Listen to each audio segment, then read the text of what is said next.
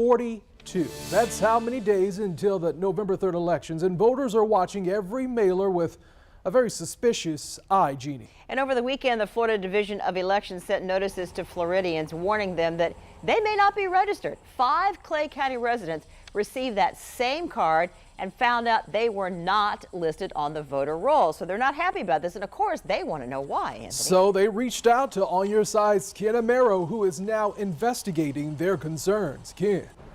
That's correct, guys. I'm at one of the polling places here in Clay County. There are 162,000 registered voters in Clay County, and many of them are ready to get this election cycle behind them. But as you stated over the weekend, the state sent out these mailers. The mailers came from the Division of Elections. The language implied that the recipient may not be eligible or registered to vote in the upcoming election, and it does impact 5 individuals in one household who are stunned because they are registered voters.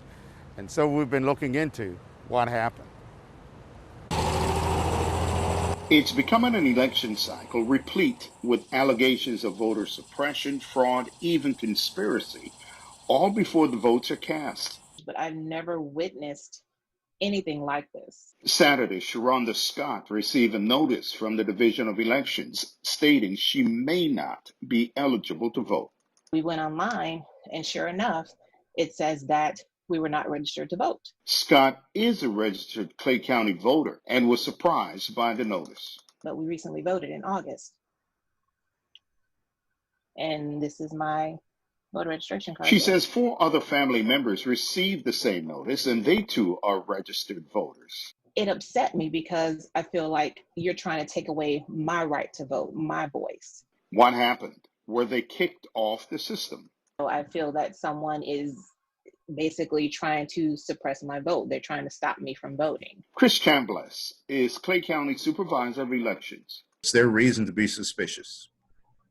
Absolutely not. Chambliss's office has received similar complaints from others whose voter information is a protected record. Think of it as a false positive. He says Florida is now part of the Electronic Registration Information Center, or ERIC, and a registered voter with protected status may appear unregistered in other public databases. She is registered. Yes. Scott is a state fraud investigator, and her voter registration is protected from public records. No shenanigans at all. Even so, Scott says this should be a wake-up call to all registered voters. Check your status now. And I think everyone needs to be informed of their status. And that's good advice, because I checked with the Duval County Supervisor of Elections, and Mike Hogan told me that his office has received similar complaints as well. The common thread in all this is that those who are complaining are individuals whose information is protected, it's private, and therefore they're being detected as possible ineligible to vote in the upcoming elections. And some of the individuals who fall into this kind of category are those who are in law enforcement, first responders, people of that nature. The takeaway from here is that if we all want to participate in the upcoming elections, now's the time to check your status. Back to you.